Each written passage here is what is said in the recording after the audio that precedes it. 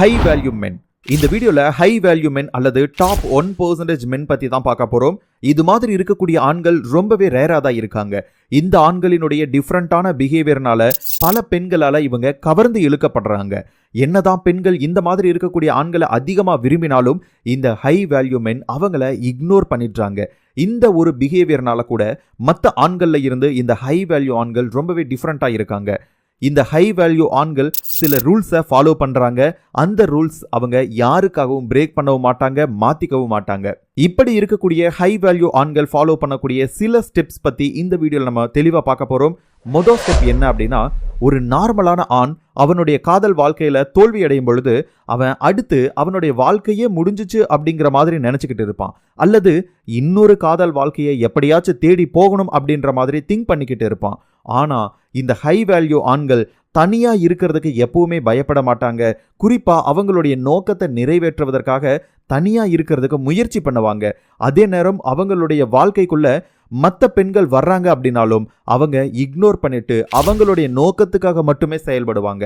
இது மாதிரி இந்த ஹை வேல்யூ ஆண்கள் பெண்களை தவிர்க்கிறதுனால இந்த ஆண்கள் எல்லாரும் வீடியோ கேம் அல்லது பான் வீடியோஸ் பார்த்துட்டு மாஸ்டர்பேட் பண்ணிக்கிட்டு அல்லது அவங்க மற்ற விஷயங்கள்ல அவங்களுடைய நேரத்தை வேஸ்ட் பண்ணிக்கிட்டு இருப்பாங்க அப்படின்ட்டு நினைச்சிங்க அப்படின்னா அதுதாங்க தப்பு.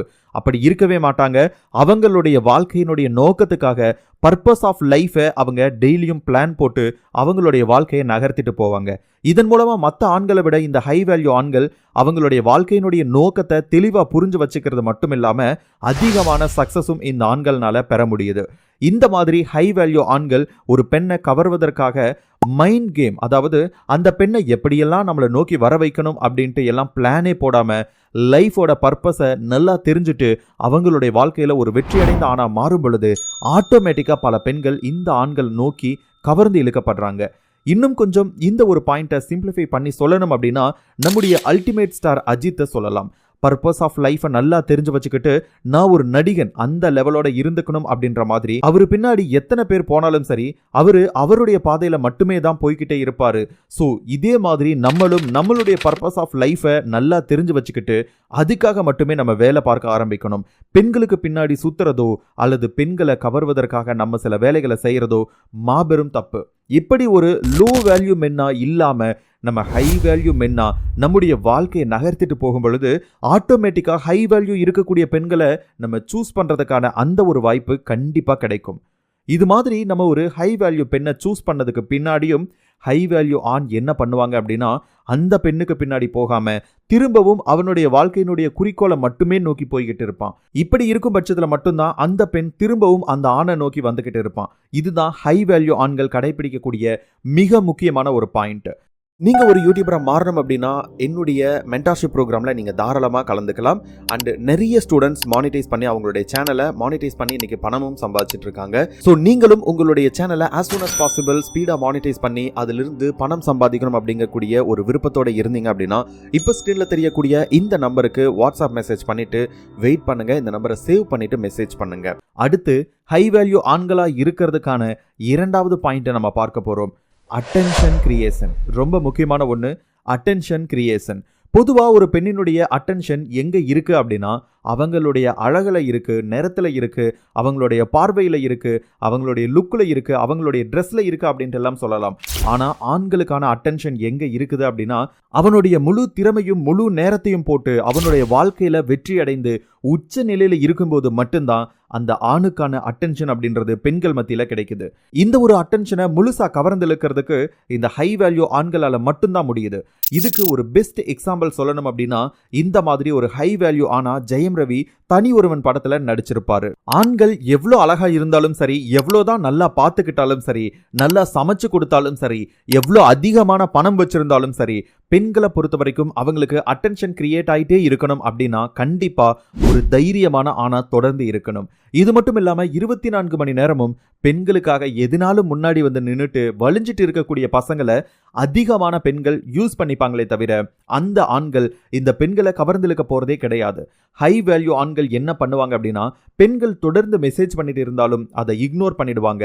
ஈவன் அந்த பெண்ணை பிளாக் லிஸ்ட்ல போட்டுட்டு ஹை வேல்யூ ஆண் அவனுடைய கரியருக்காக முன்னோக்கி போய்கிட்டே இருப்பான். அந்த ஆண்கள் தான் மோஸ்ட்லி பெண்களுக்கு ரொம்பவே பிடிக்குது. இந்த வீடியோ பார்த்துட்டு இருக்கக்கூடிய உங்களை பார்த்து ஒரு கேள்வி கேட்கிறேன்.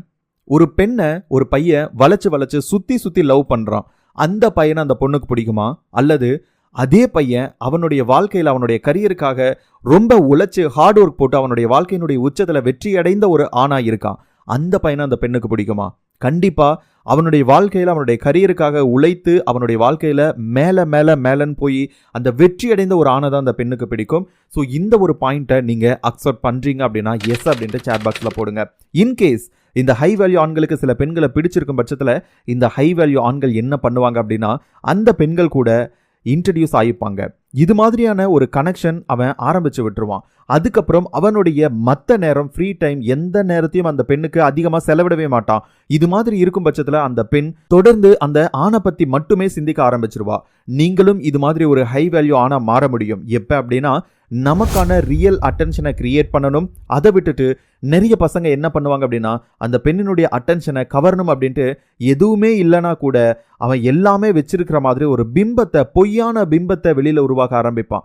ஆனா அவனுடைய அந்த பொய்யான பிம்பம் கூடிய விரைவில் வெளியில வர ஆரம்பிக்கும். இப்படி இல்லாம உங்களுடைய கரியர்ல நீங்க டாப் லெவல்ல இருந்து வாழ்க்கையில வெற்றி பெற்ற ஒரு ஆணா இருக்கும் பட்சத்துல ஆட்டோமேட்டிக்கா நேச்சுரலாவே உங்களுடைய அட்டென்ஷன் அப்படின்றது மற்றவங்களால கவர்ந்து இழுக்கப்படுது. அடுத்து மூன்றாவது பாயிண்ட், ஃபேஸிங் டிஃபிகல்டிஸ். ரொம்ப இம்பார்ட்டன்டான ஒரு விஷயம். ஆனா பிறந்த எல்லாருக்குமே வாழ்க்கையில கஷ்டப்படக்கூடிய தருணம் கண்டிப்பா வரும். இப்ப இருக்கக்கூடிய அதிகப்படியான ஆண்கள் லோ வேல்யூ ஆண்களா தான் இருக்காங்க. இதுக்கு ஒரு பெஸ்ட் எவர் எக்ஸாம்பிள் என்ன அப்படின்னா இப்ப ஜாலியா இருந்துட்டு ஃபியூச்சர்ல கஷ்டப்படக்கூடிய ஆண்களை சொல்லலாம். நீங்க இந்த லிஸ்ட்ல இருக்கீங்களா இல்லையா அப்படின்னு சொல்லிட்டு கமெண்ட் பாக்ஸ்ல சொல்லுங்க. அதாவது நீங்க இப்ப ஜாலியா வாழ்க்கையை ஓட்டிட்டு இருக்கீங்க அப்படின்னா எஸ் அப்படின்னு சொல்லிட்டு கமெண்ட் பாக்ஸ்ல சொல்லுங்க. எந்த ஒரு ஹை வேல்யூ ஆணா இருந்தாலும் அவ எப்பவும் தன்னுடைய இந்த ஒரு நிலையை உணர்ந்து ஹை வேல்யூ ஆனா மாறணும் அப்படின்ட்டு சொல்லிட்டு ஒரு முடிவு எடுக்கிறானோ அந்த நேரத்துல இருந்து இன்னொரு 5 வருஷம் கழிச்சு ஹாப்பியா இருக்கிறதுக்கும் லைஃப்ல செட்டிலா இருக்கிறதுக்கும் தேவையான வேலைகளை இப்பவே செய்ய ஆரம்பிச்சிருப்பான். ஸோ இந்த 5 வருஷம் கஷ்டப்பட்டு அடுத்த 5 வருஷம் ஜாலியாக இருக்கிறதுக்கு என்ன பண்ணணுமோ அதை இந்த ஹை வேல்யூ ஆண்கள் கண்டிப்பாக செய்வாங்க. ஆனால் லோ வேல்யூ ஆண்கள் பல பேர் என்ன பண்ணுவாங்க அப்படின்னா இப்போ இந்த 5 வருஷம் ஜாலியாக இருந்துட்டு பின்னாடி 50 வருஷம் கஷ்டப்படுவாங்க. ஸோ நீங்களே முடிவு பண்ணிக்கோங்க, ஒரு ஹை வேல்யூ ஆனால் இருக்கணுமா வேணாமா அப்படின்னு சொல்லிட்டு. இன்னும் நிறைய விஷயங்கள் ஹை வேல்யூ ஆனால் இருக்கிறதுக்கான ஒரு விஷயமா நம்ம பார்க்க முடியும், சொல்ல முடியும். ஆனால் இப்போ நம்ம பார்த்த இந்த 3 விஷயங்கள்ல நம்ம கிளியரா இருக்கும் பட்சத்தில் நம்ம ஒரு ஹை வேல்யூ ஆனா இருக்க முடியும். ஹை வேல்யூ ஆனா இருக்கிறது பெண்களை கவர்வதற்காக மட்டும்தானா அப்படின்னா கண்டிப்பா கிடையாது.